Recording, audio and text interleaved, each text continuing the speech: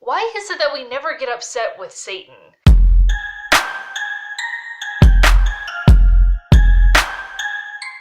Hey, it's Rachel. Today on Crack Your Bible, my sunburn has finally stopped peeling for 5 seconds, so I was able to slap on some makeup to look human again for you all.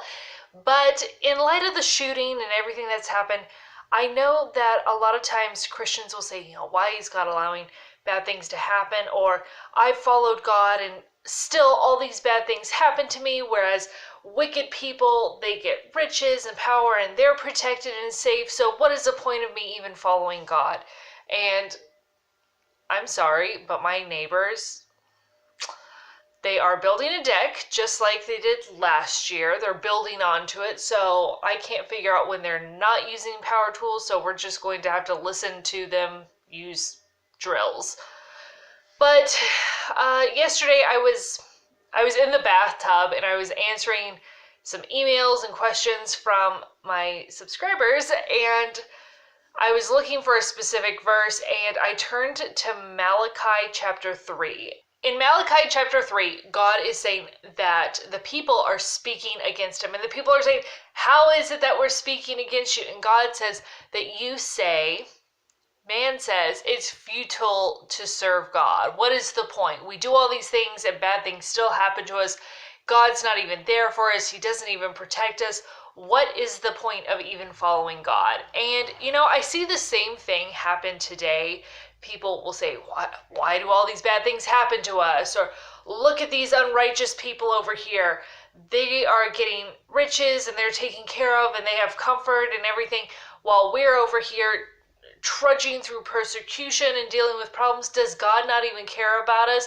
What is the point of even following him?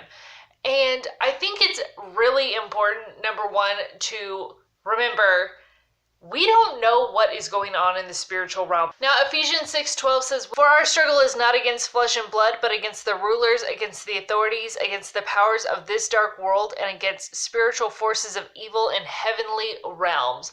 We are not fighting against people. We are fighting a spiritual battle.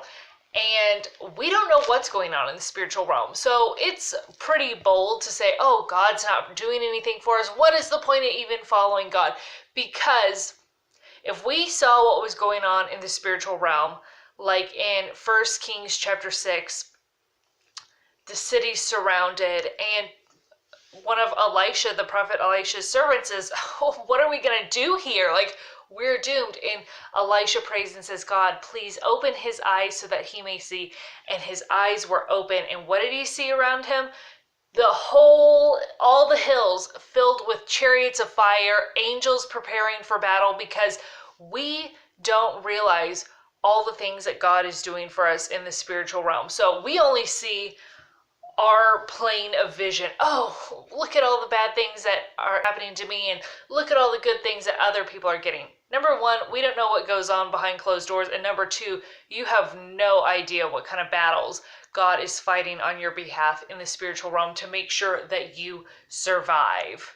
You have no idea. So it's pretty bold to make the claims that God doesn't care about you, or, oh, I am so upset with God, he allowed this to happen.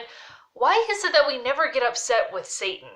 Because God is not the one who is testing us. Satan is the prince of this world. He's the ruler of this world. He's the one that got the ball rolling. He's the one who afflicts people. He's the one who steals, kills, and destroys. So why do we get mad at God when these things happen?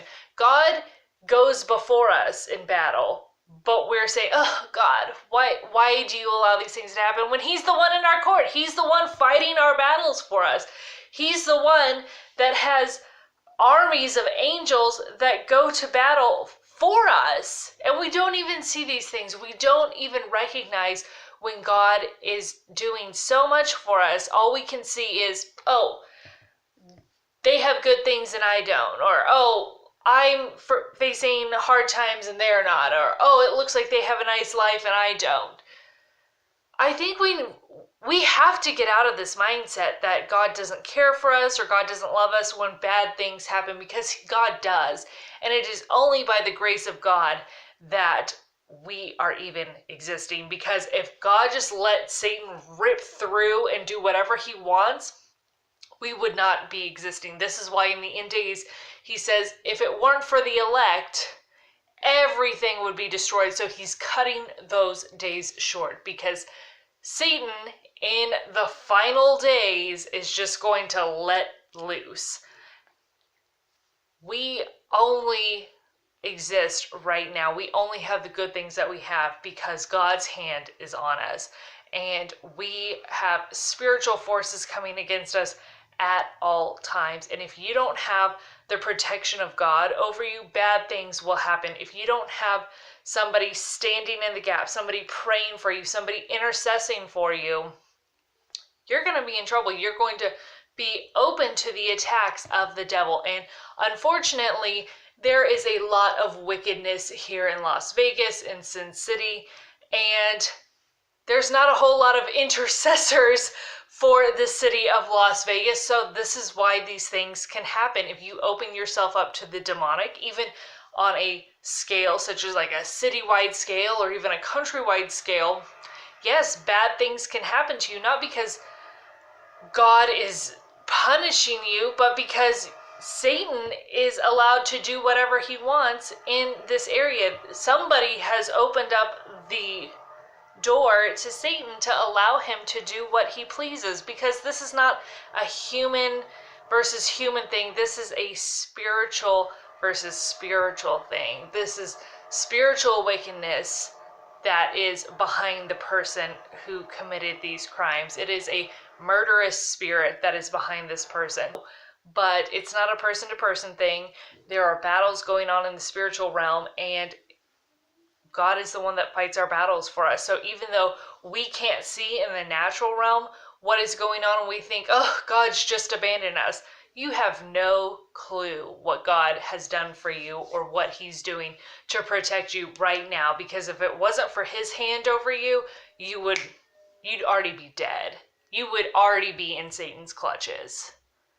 So please recognize that even though we can't always see what's going on, we can see God's providence. We can see that he protects us. We can see that he has provided for us. That's why you have the ability to even watch this video right now. You have the money and the capabilities and the location to be somewhere where you can access internet, and you're living in this time where you can access this stuff, where it's even possible to listen to somebody you have no idea who I am or where I'm from. But we can talk. We can talk today.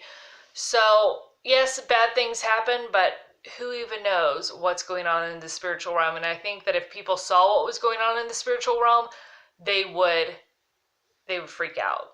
Just like Daniel, when he saw the angel Gabriel, he passed out. When Zechariah saw Gabriel, he was scared.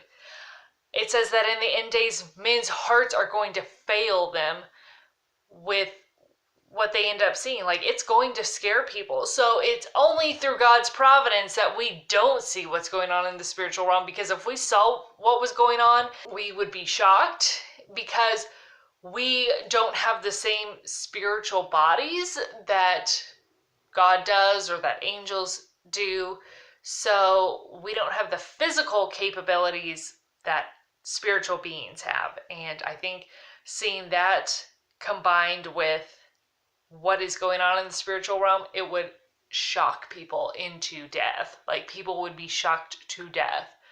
So I think it's only through God's providence that we don't see what is going on in the spiritual realm, which is all around us at all times.